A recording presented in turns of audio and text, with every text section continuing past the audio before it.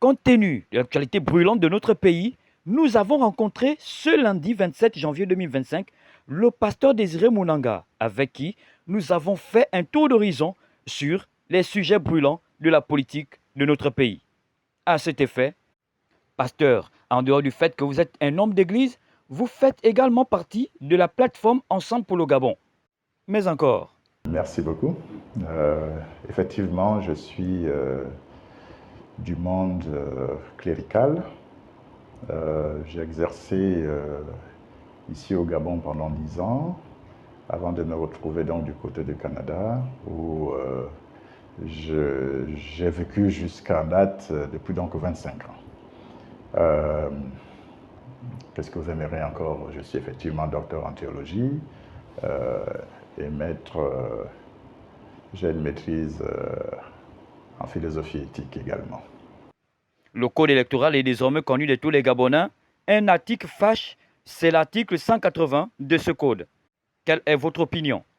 Bon, déjà, il faut dire que ce que le président de la transition et les membres du CETRI de manière générale font, ils n'ont fait que légaliser une pratique unique qui était là depuis Omar Bongo. On sait que les fonds de l'État ont toujours été mis en faveur du camp qui était au pouvoir. Nous dénonçons cela. Tous les hommes politiques, depuis 1990, depuis l'avènement de la démocratie, du multipartisme, dénoncent cette pratique. Et que le président du CETRI, qui est venu nous dire qu'il vient restaurer les institutions, qui vient ici restaurer la dignité des Gabonais, et qu'il nous fasse pondre une telle loi, mais c'est rétrograde. Nous voyons ici que le président Oligui et son équipe ramènent le Gabon 35 ans en arrière. Et c'est dommage. Alors pour nous, ensemble pour le Gabon, nous disons non à cela. Et nous allons nous lever contre cette loi, contre cette pratique, parce qu'elle ne donne pas une perspective d'avenir, une possibilité d'avenir pour tous Gabonais qui ne fait pas partie de la majorité présidentielle. Ça voudrait dire ici que toute personne, tout citoyen gabonais qui aspirerait à une élection quelconque, à être un conseiller municipal, un maire, un député, ou pourquoi pas aspirer à la magistrature suprême, et qui n'est pas dans le courant présidentiel, ça veut dire qu'il ne pourra jamais y parvenir. Alors donc cette loi, c'est une loi qui bloque déjà le rêve de plusieurs Gabonais. Et ceci est d'autant encore plus grave parce que nous savons que à chaque fois le CETI nous rappelle, nous rabâche que voilà, tout ce qu'ils font, c'est les recommandations du dialogue national d'Angondé. Mais nous voyons ici que le dialogue national n'a jamais prévu, il n'y a aucun article qui nous dit que bon, le président doit s'accaparer tous les biens et tous les avoirs de l'État pour le mettre au service d'une campagne. Donc ici, il y a de la manipulation, il y a de la tricherie, il y a du tripatouillage dans ce que nous sommes en train de faire. Et malheureusement, les Gabonais doivent constater qu'ils se sont fait rouler par le CETRI depuis le commencement. Toujours dans le même code, le président peut se présenter, même avec sa tenue. Quelle est votre opinion? Le président Billy Binzé, lors de la dernière conférence, a été clair là-dessus. Vous voyez ici que le CETRI et le président Oligui mettent en danger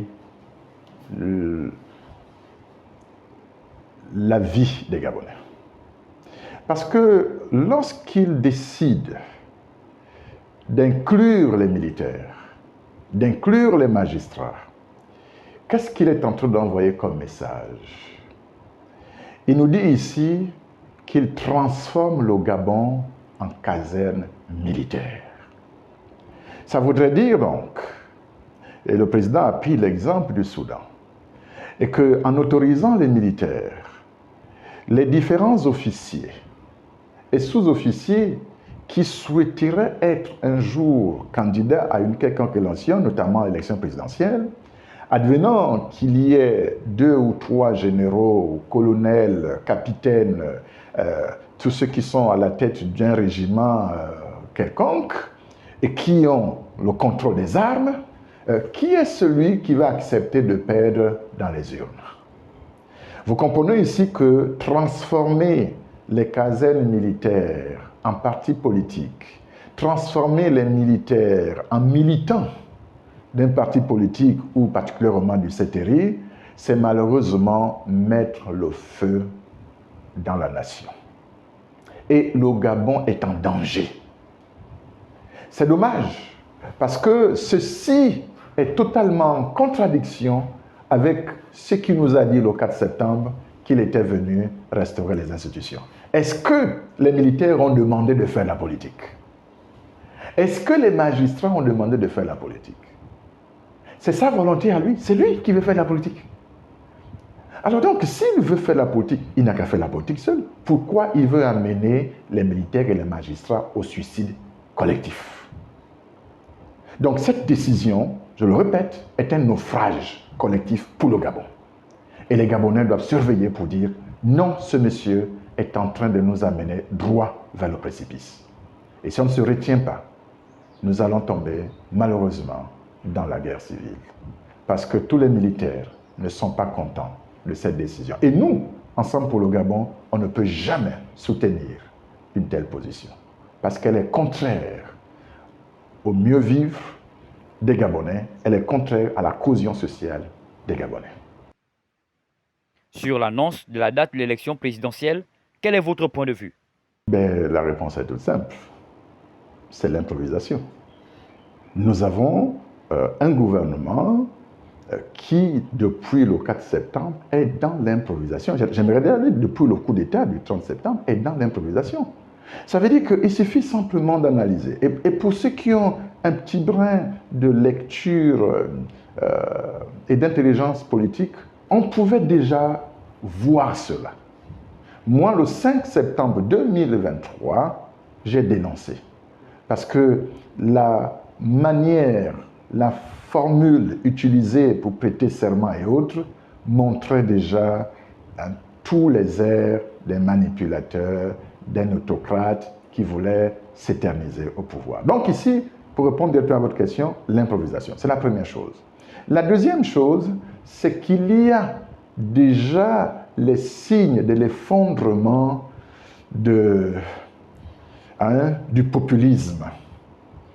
Et il réalise que les Gabonais décrochent de plus en plus. Ceux qui étaient les moutons du CETERI ont compris qu'ils se sont fait rouler. Et donc, plus ils voient ce mouvement, plus ils craignent. La troisième raison, elle est économique. Le Gabon a des problèmes économiques aujourd'hui.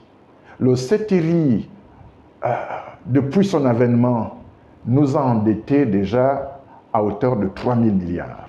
Et cette année, il y a 1 000 milliards qui rentrent. Donc ça veut dire qu'en moins de 2 ans, le CETERI nous aura endettés de 4 000 milliards. Le danger encore dans ça, c'est les taux d'intérêt. Parce que là où ils vont emprunter cet argent, ce n'est pas dans des institutions recommandables. C'est auprès des gens qui ont une morale douteuse. Et donc, qui nous donnent un taux d'imposition encore plus élevé. Donc, ce qui fait que les 7 000 milliards qu'ils ont trouvés comme dette publique, ajouté à ces 4 000 milliards qui viennent, lorsqu'on fait le ratio d'intérêt, je vous dis, ce que le CETERI a amené au Gabon et va laisser comme conséquence économique au Gabon, c'est plus que ce que le régime déchu nous a fait en 14 ans. Donc, en moins de 2 ans, le CETERI a été plus vorace et plus dangereux économiquement que le régime d'Ali Bongo. Voilà les raisons pour lesquelles il y a cette précipitation pour essayer donc d'aveugler les Gabonais. Heureusement qu'il y a des Gabonais qui ont compris le jeu, qui ont compris l'astuce et qui ont compris, n'est-ce pas, la tricherie qu'ils sont en train de mettre en place. Quel danger coule au pays lorsque les autorités du CETRI vont s'endetter auprès des institutions peu recommandables? C'est simple, c'est que le pays est vendu aux mafieux. Et quand des mafieux prennent le contrôle d'une économie ou même le contrôle de vos dirigeants politiques, ben, vous n'êtes plus libre. Parce qu'ils vont dicter à vos dirigeants toute leur volonté et vous n'aurez rien à faire. Voilà le danger. C'est que le pays va être dirigé par une main invisible, par la mafia. Suite aux échéances électorales à venir, ensemble pour le Gabon, surprise ou pas?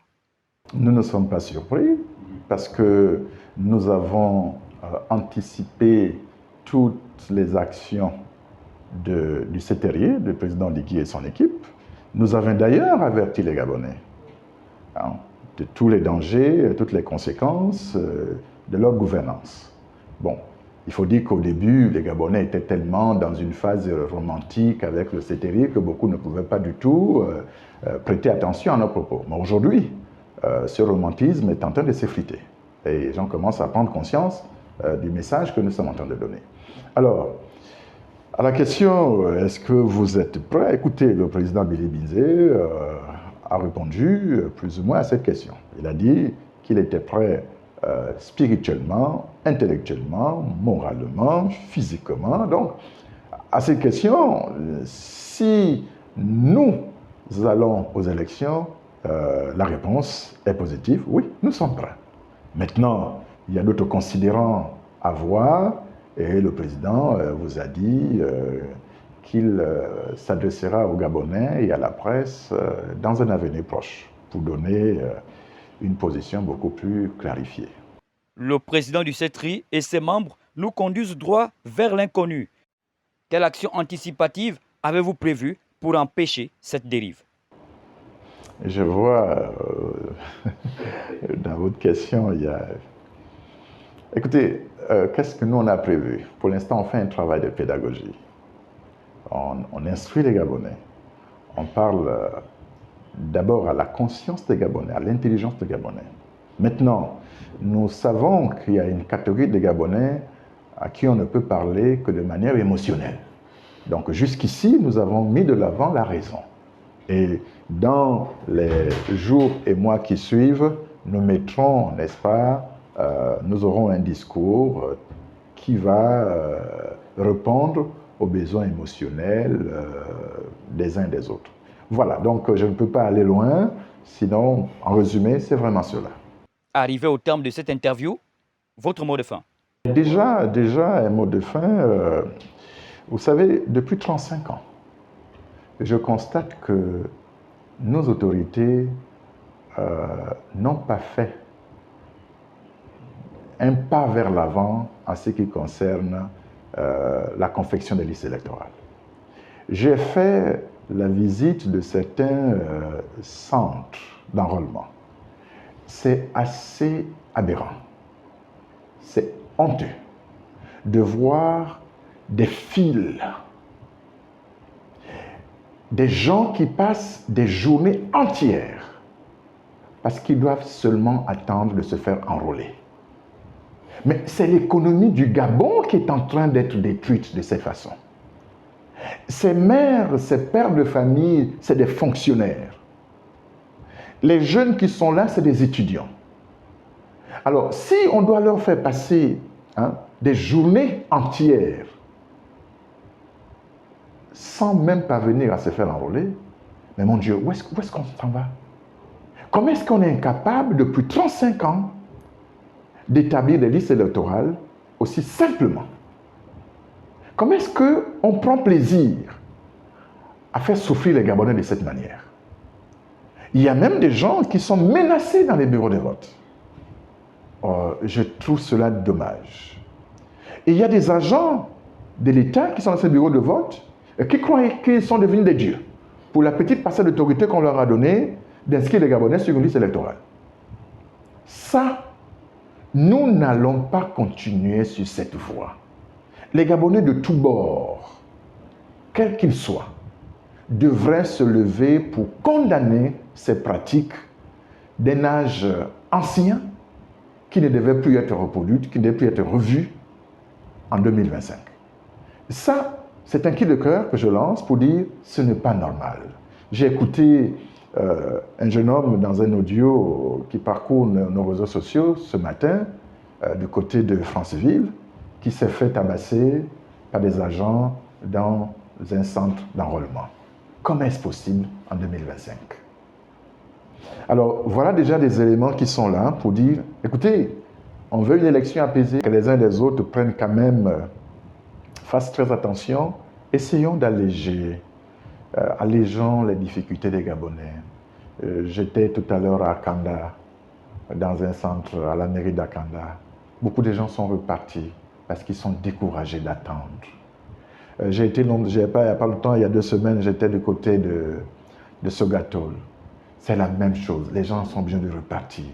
Et je réalise que nous risquerons d'avoir encore un taux d'abstention élevé parce que les gens n'arrivent pas à se faire envoler.